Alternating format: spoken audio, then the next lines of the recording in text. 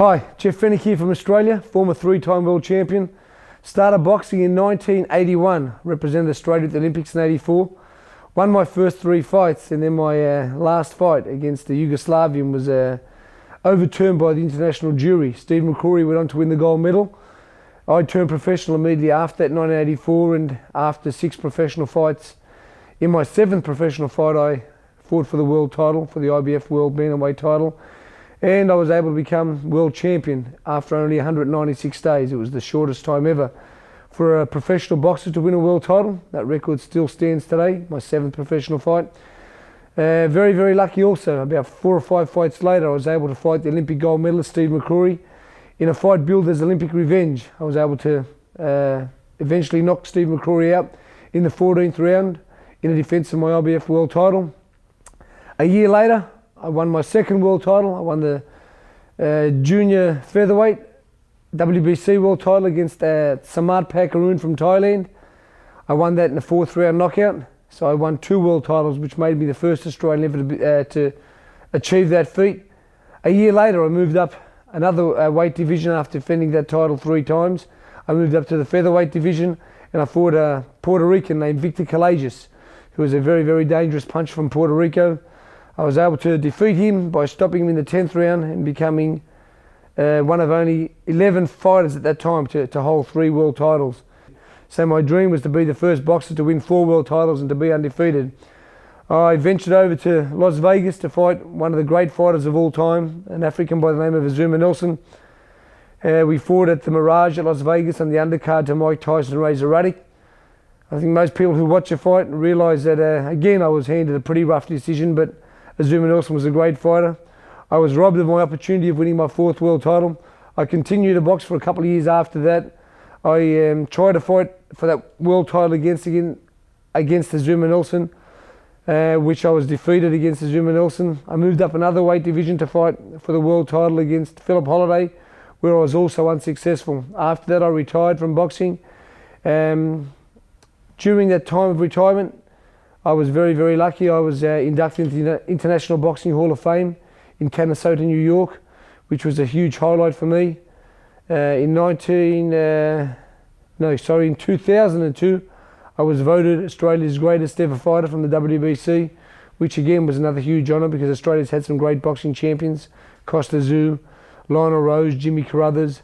So to be voted Australia's greatest ever fighter was certainly a huge highlight for me. After all my boxing career was over, I decided to get back in and do something for the sport that had done so much for me, and I began to train boxers. Slowly, as I began to train them, I began to manage them and also promote. Today, I'm one of Australia's leading boxing trainers and promoters.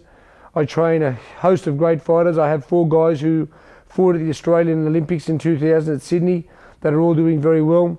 Hopefully, by the time this is released, Hussein could be the flyweight champion of the world. I'm here today to teach some advanced techniques that will prepare you for fighting fighters with different styles, from southpaws to the classic boxer to the pressure fighter. Let's go to work.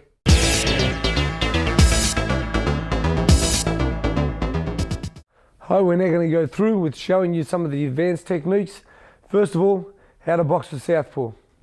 Hussein will come in here and he'll stand in the southpaw position. Southpaw is somebody who leads with their right hand. So if they're leading with their right hand and I'm boxing against this guy, I'm going to have to make sure that I move outside his jab. I start from the outside. One of the classic punches to throw against a southpaw is a straight right hand. What we want to do is we want to try to be on the outside of all time. So as I'm boxing, I'm on the outside of that jab, making sure that he can't hit me with his best punch, which is his left hand. So if I'm on the outside, if I'm on the inside here and I move inside, I'm going to be hit with a straight left hand. My hand's up nice and high and I'm moving outside. I'm outside the danger punch, which is his left hand. A couple of good punches to throw against a southpaw, like I said, is the overhand right. Another good punch to throw against a southpaw is, just he's there, right hand to the body and coming back with our left hook. Again, right hand to the body, coming back with the left hook. 2 good punches to throw against the southpaw. Another one is, just as we're boxing with that southpaw, is going outside, staying, and using that hook lead over the top of the jab, over the top of that right jab, coming over and using that hook over the top of a right jab. Again, we slip outside the jab, and we come back with our own hook. This way we're outside the punch, we cannot get hit with the left hand. Again, we're boxing a southpaw, very good punch, always to lead with the right hand. Outside the jab and right hand lead. Shortest way to hit him is with that right hand. Most boxers, when we're boxing, will have their hands up, and they have a tendency to move this way all the time. So if we're moving this way, we're moving into the left hand. So very important, always thinking when we're fighting a southpaw, we're moving to the outside, we're moving to the outside, and bring that right hand into play. Stay here. Again, right hand, yep, right hand, left to the body, left to the head. Here we go, right hand there, or right hand over the top, left rip, left hook. 3 beautiful punches to throw to southpaw. Right hand lead, left to the body, which will bring that hand down there. When that hand comes down, we finish with the left hook. Again, we should be in position to throw a punch again, which would be the right hand. 4 punch combination. 1, 2, 3, 4. And again. 1, 2, 3, 4. Always moving the feet, always advancing the feet. If the feet stay in the same position, and I've punched my opponent and he's moved, these punches will not land. Very important. Moving the feet. Feet have to move with our punches.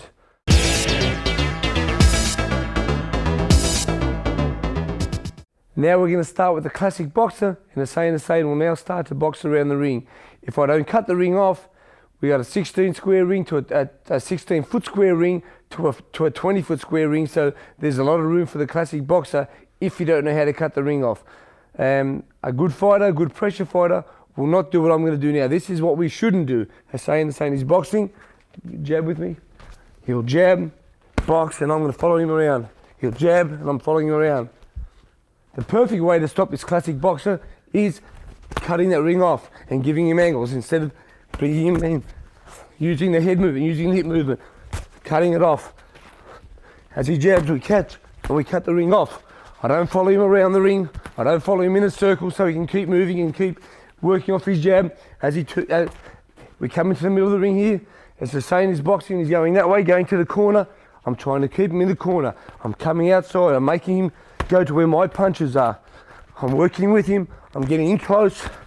I'm trying to be as close as I can. I'm trying to cut that distance off. We're going to break the distance down. We're going to break that resistance. We're going to get through that jab. Hands up nice and high, coming over with punches. Again, as he moves, I've got to cut the ring off. I don't follow him around the ring. If I follow him around the ring, I give him room to work all the time. So the classic thing to do is, again, as Hussein tries to move, I cut the ring off that way. If he goes back that way, I get back straight to there. I give him no room. This is called pressure fighting. Pressure fighting. Hands up nice and high, catching the jab. Something that Mike Tyson was great at. The classic boxer, an Oscar De La Hoya or Roy Jones, but if they get a very good pressure fighter, they'll make them fight. The great fighters can stand there and fight, like Roy Jones, Oscar De La Hoya. When you're a great fighter, you can do both things. When you're not, and you get cut off, you're in a lot of problems. Again, moving up, hands up, slipping that jab, catching, slipping, coming over with the right hand. And again, we catch, slip, over with the right hand. In position, catch, slip, right hand. Again, catch, slip, right hand, left hook. One more time. I'm pressuring, slip, right hand, left to the body. We're in close now. This boxer's got no room. And the other thing, as you'll know, where we are now, we don't have ropes. So if I had him back on the ropes, then he'd be in a lot of trouble. His back would be on the ropes, and he would not be in the position to move and to jab and to run anymore.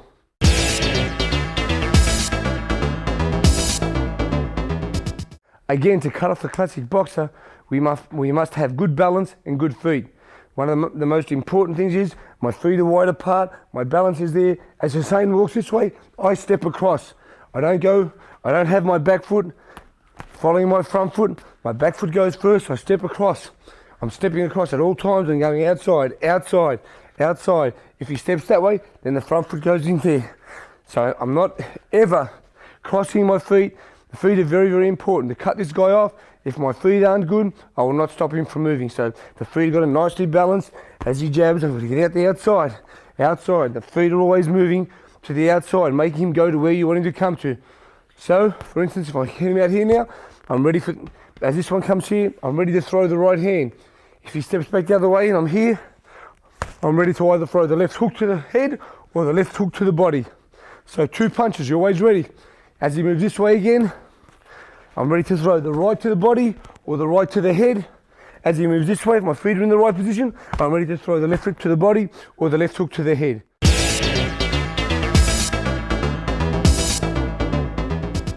Another form of fighting is called pressure fighting. That's something that Jeff Fennick was famous for. I put pressure on opponents from the first second of the first round to the last second of the last round. And I'm going to show you how to do that right now as I get Hussein in the ring to do some boxing with me.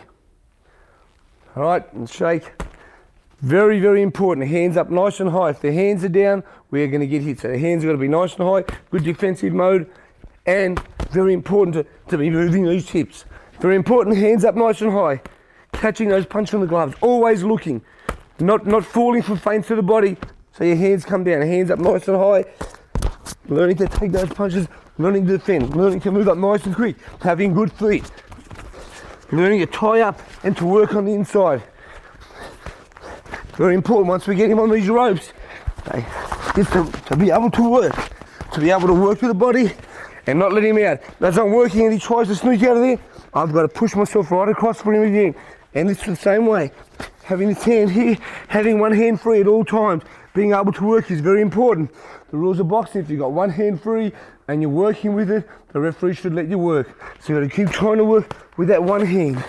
Pressure, staying very close. Pressure's not hitting your opponent, it's the thought of you hitting him. And when he gets into that frame of mind, the fight becomes very easy. Nice and close.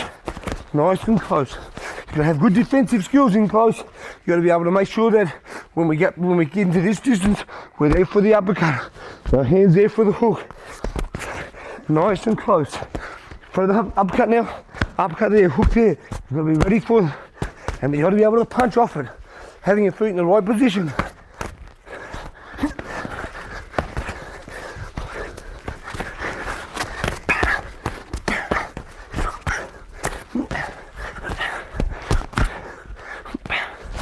Always bringing that right position. Pressure fighting.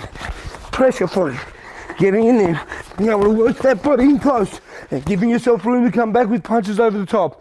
Very, very important. Another thing you've got to realise, while me, Jeff Fennick, I'm in here punching this guy and he's going backwards, I'm nullifying the punching power of my opponent. Very, very hard for a fighter to punch with any power in a backward motion. Very, very difficult. Me coming forward, I've got my weight coming with the punches. Me going backwards, nullifies all my power. So the pressure fighter wants his fighter going backwards at all times, pushing him backwards, not giving him any room to punch, especially with power. Always moving around, moving your opponent backwards. No power. Me always having power coming forward and leverage to throw all my punches. Again, very important while we're in here close to be able to roll and punch. Again, all coming from the feet. Boom.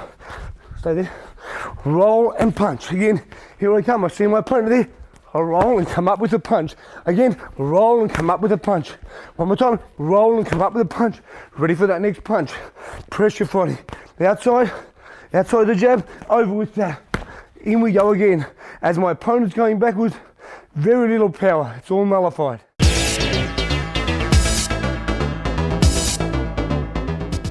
And now I'm going to show you how to prepare to fight against one of those fighters, a pressure fighter.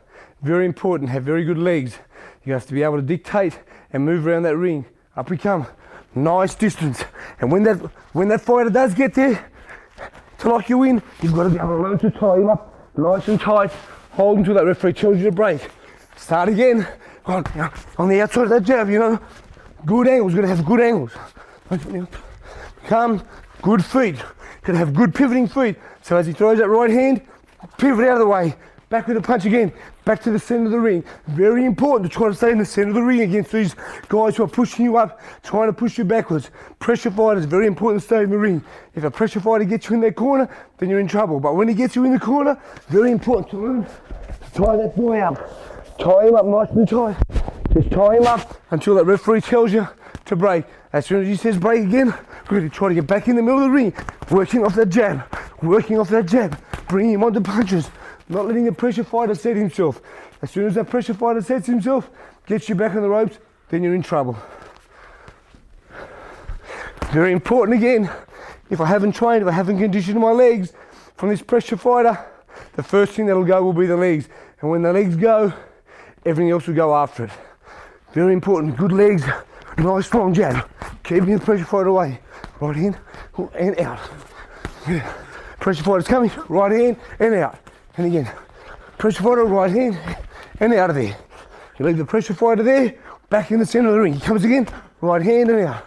Left hook, pressure fighter comes up, left hook under, and we're out of there, ready to punch again. And again, the pressure fighter's coming up, hands are up. Good. Always my eye on the opponent. Always eye on the opponent. Again, a little pivot, and ready to punch again. Back to the middle of the ring, working off the jab. The most important punch is that beautiful jab, pumping it out, ready for the uppercut. When that little pressure fighter comes in, he's really nice and close to you. Nice distance, uppercuts. Very important punch. Uppercut, uppercut, uppercut, and hook. Very, very important punch for a pressure fighter, or to keep a pressure fighter off you. As the pressure fighter's coming, he's always in that bend, he's in that crouch. If we can get his head up and make him think of something coming up, we've already got him thinking our kind of fight. So that's how to counter a pressure fighter. Okay. Another thing with the pressure fighter, those little guys that are pressure, like the Joe Frazers, they love to hook. As they hook, the best counter punch for a hooker is to hook with a hooker, because usually when they hook, they drop this right hand. So it's very, very important that if I'm going to throw a hook and I throw it properly, that this right hand's kept up. Usually, like I said, as a hooker throws a hook, he hooks and he drops that punch. If you catch his hook, he's usually open to be hooked as well. So we're in close, I've gone under that punch there, I've gone under this right hand, I've get ready for the hook, the right hand comes down automatically. So you hook with the hooker, so nice, as that hooker goes to hook me, boom, we hook together. Very important, when you're fighting a good little hooker like a Joe Frazier or those little Mike Tyson guys, you've got to keep that right hand up nice and high as we're going under the punch. As we're going to hook, which is a very dangerous punch to throw, we must have the right hand up to counter the other hooker.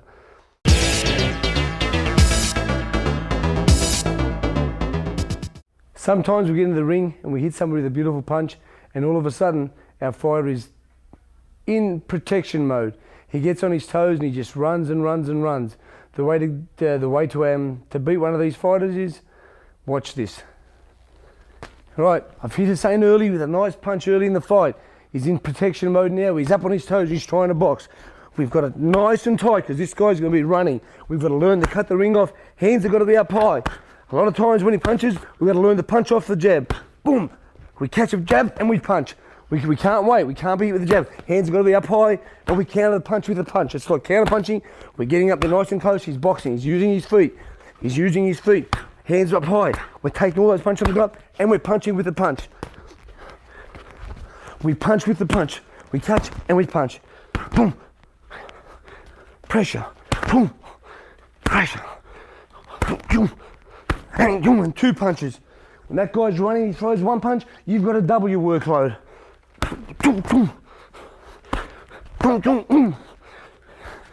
Pick the pace up.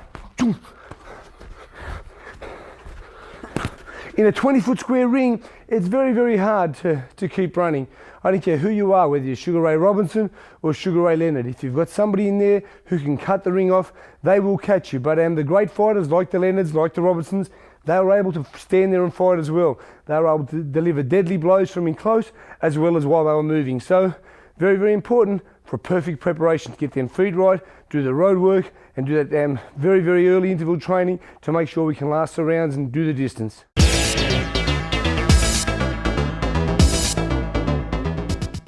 Now we're going to show you the classic boxer. I'm not sure if there's ever been another, but Ali used to like to just stand there, pick his opponent off, in and out, in and out. We're going to go through those movements, and then we're going to try to show you what we should do to a fighter that does that to you. You can do in and out. Just jabs, he's there not to be hit. In and out. He's in, he's out. He's in. Again, now I'll show the movement.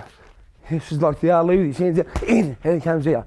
He just drag you onto him. What Muhammad Ali was so great at, he was great at feinting. He'd just lean there, he'd draw you onto the punch, and boom, and he was straight away. By the time you punched back, he would hit you, boom, he'd be back, and he'd come back with a beautiful right hand. Ali didn't have power, he had that speed, and speed equals power, and he was just so brilliant that he could just draw you into a punch, he'd jab you, and he'd just put that little finishing touch of the right hand on you, and they were the punches that knocked most people out. For me, the way to counter that is, again, to have a very good defense. Get them hands up nice and high, and we've got to be able to try to walk through them and slip the punch. Very important to be able to slip. Great movement, great boxers, great pressure fighters have good hip movement. If we don't have hip movement, you're going to be a stationary target and you'll get hit very much. So outside, we'll go outside the jab, then outside the right hand. Out, again, out. When we're here now, we're there to punch. We can't just make a miss and not punch. The classic tail in boxing is you make him miss, you make him pay. So as I make him miss, I've got to make him pay. So I've got to make him pay, make him miss, boom, got to make him pay. I miss, under, yeah.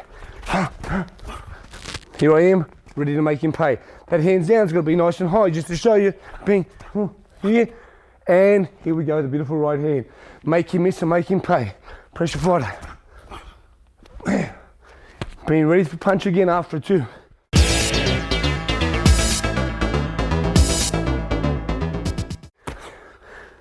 Another thing that Ali was famous for, we all know, it was rope to dope.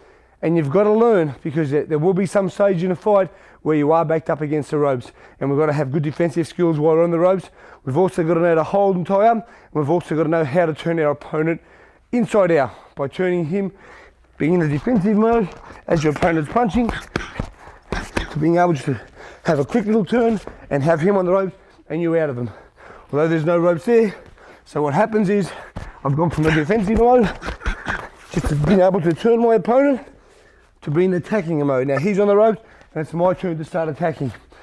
So I've gone from a defensive mode. I'm making sure, now remember, we're nice and close here.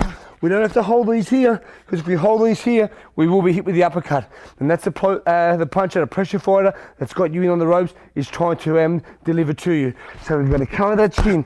We've got to cover that chin. Got to cover. And we've got to fire off with him and then turn him out of there, and we're ready to attack again ourselves. In that one movement, we go from defense to offense, and then it's my turn to start to work. So very quickly, while we can't hit him while he's back turned, if the ropes were there, he'd be turned and his face would be facing me.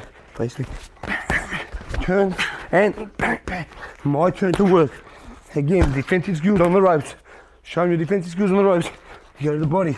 When somebody goes to the body, the best form of defense to the body punch is just a little slip. Just a little tiny turn.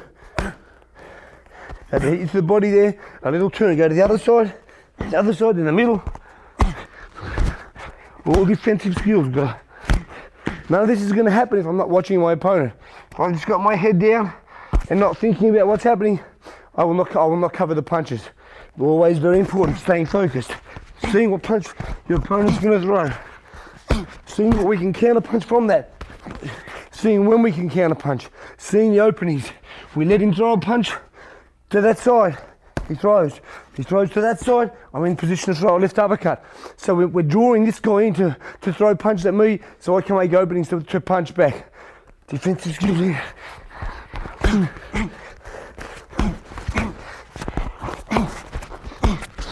And quick turn, and my turn to work. And if you're not a pressure fighter, if you don't want to be on the ropes, and we're on the ropes for that split second, as soon as we turn our opponent, we get back to the middle of the ring and we get that jab working again. Start pumping that jab out using our feet.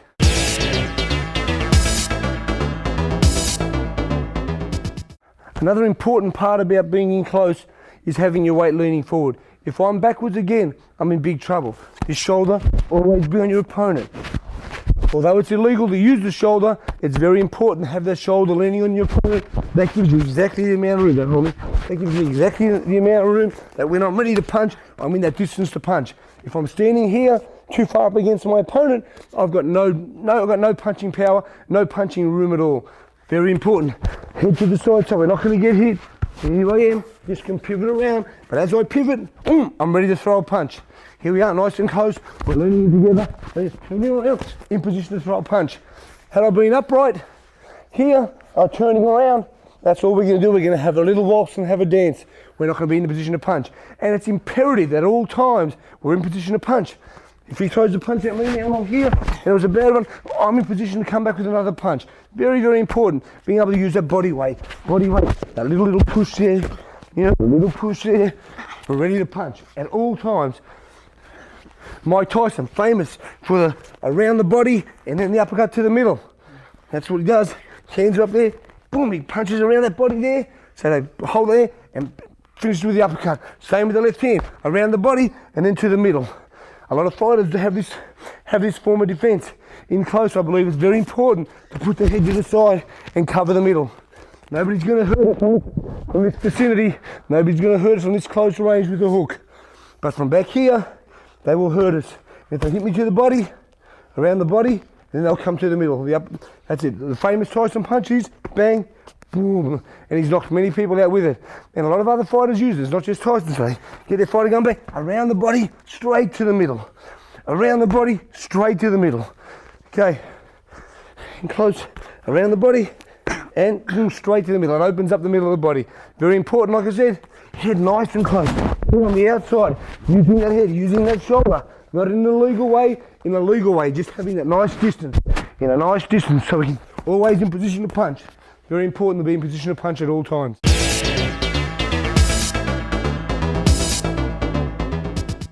Yep, this is still me, Jeff Fennick, with this title headgear on. I'm now going to go through a couple of sparring drills that we do with my opponent. Same, we'll box a few rounds, we'll go through the movement, we'll go through some of the in drills, we'll go through some of the jabbing drills. So, enjoy it. Let's go, Huss. And jab.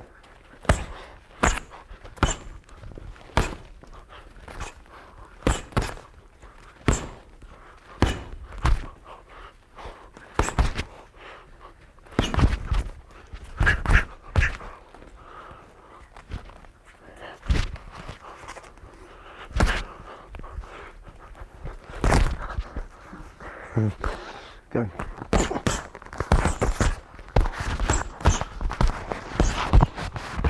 Short.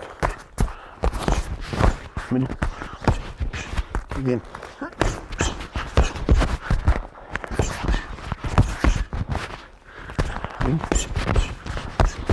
So, you see those 4 punches? Every time he threw them, I was in position to watch and to make sure that I caught them properly. Had I not been, and I just took that one punch, I would have been open for the other punches. My hands are up nice and high. I caught the first, up again. I caught the first 2 on the arms. Again, slowly. Caught the first 2 punches on the arms. Knowing that the next punch was going to be the uppercut. Caught the uppercut, caught the hook. Ready to counter punch myself and come back. Very important. If we just stand there and take punches, your opponent will keep on punching. We've got to be in the position to punch back in. Let's go, full punch.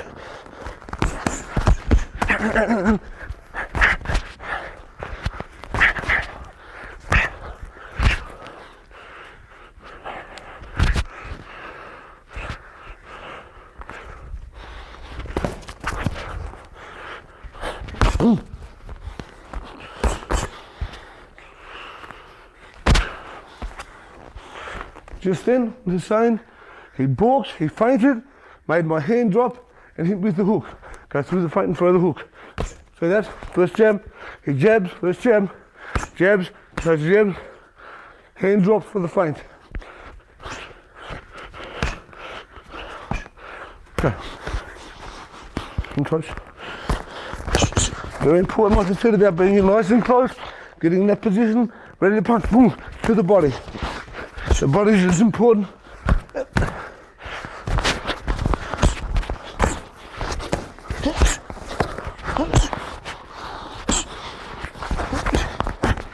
At all times, I'm watching what's happening. I'm concentrating at all times.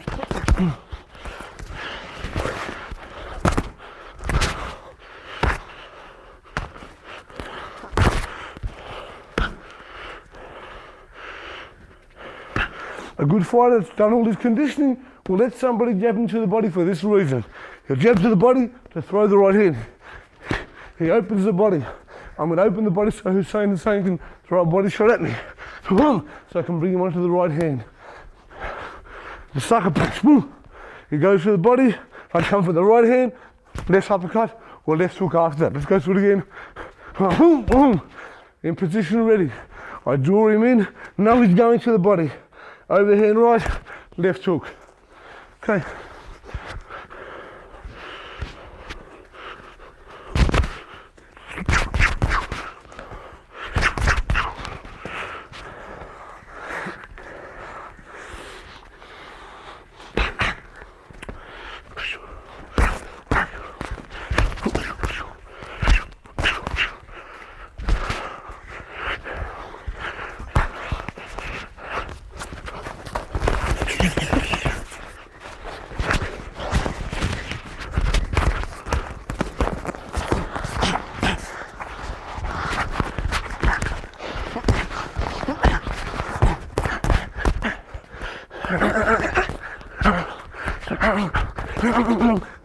Stay there.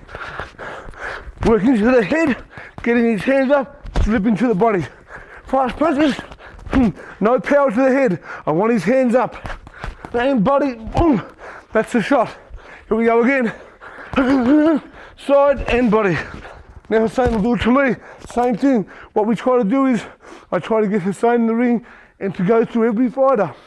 As we're training in preparation, we try to go through everything in the ring. Now, he's got this pressure fighter, he's got his hands up, gets to the side, Hussein. That's the shot. We're both fighting together, defense. He gets my hands up, crashes him into the body. Very important punch. That's it. The main thing that he's doing here is at the end of his punches, he's not doing this from here and stretching. He's punching, getting to the side, making that angle, that all important angle that we were talking about earlier. Angles. 1, 2, 3, 4 here, to the side, angles of punch. Now, he's out of the way. He's ready to punch his next couple of punches.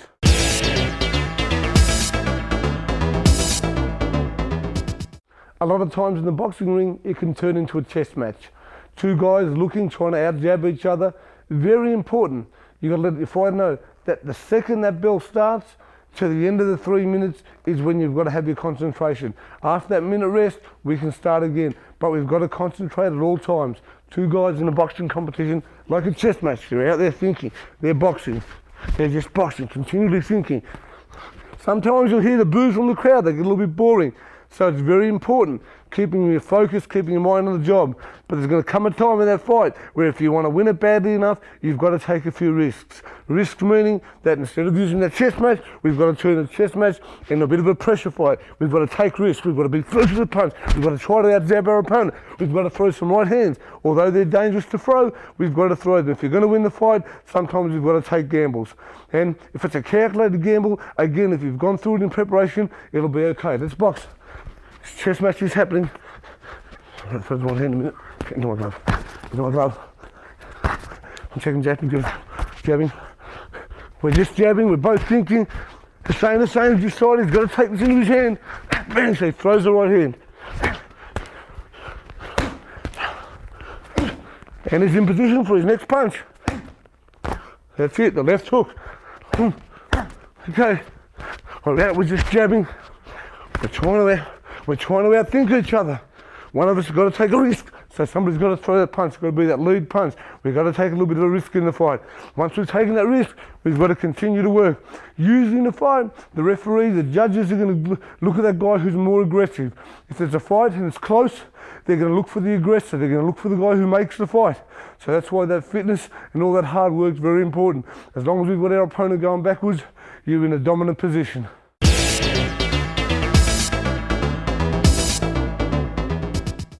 Hi, Jeff Fennick here at the end of that workout, and I hope you learned something from it. The main thing that we're trying to teach today was that in a fight, you can experience any kind of fighter. We can get in with the southpaw, we can get in with a pressure fighter, we can get in with a boxer, and it's imperative that we teach our fighter to fight all these kind of guys. If you only teach him to fight a boxer, he comes into a pressure fighter, What happens? You lose the fight. We don't teach him about southpaws. What happens? He gets hit with the left hand for the whole night. So very, very important as a trainer to make sure that your boy's ready to fight any kind of fighter. Title Boxing's got you covered with 16 action-packed videos to get you in the best condition of your life. Boxing and conditioning experts Danny Campbell, Michael Rutherford, Jeff Finnick, and Russ Anber put you through the paces to show you everything you need to know to improve your speed, strength, agility, and stamina. How to wrap hands, hitting the heavy bat, medicine ball, obtaining the edge of speed, interval training, punching at angles, advanced techniques, explosive speed and power, mastering the basics, punchmit secrets, getting bigger and stronger, dynamic speed and thrust, counter punching, working the corner, defensive skills and drills, body punching, and more. Get only the ones you want or get maximum impact with the entire series. Get the secrets of over 80 years of combined boxing and physical training experience in one action-packed video series. Where do you get it? Exclusively at TitleBoxing.com. TitleBoxing.com. If we don't have it, you don't need it.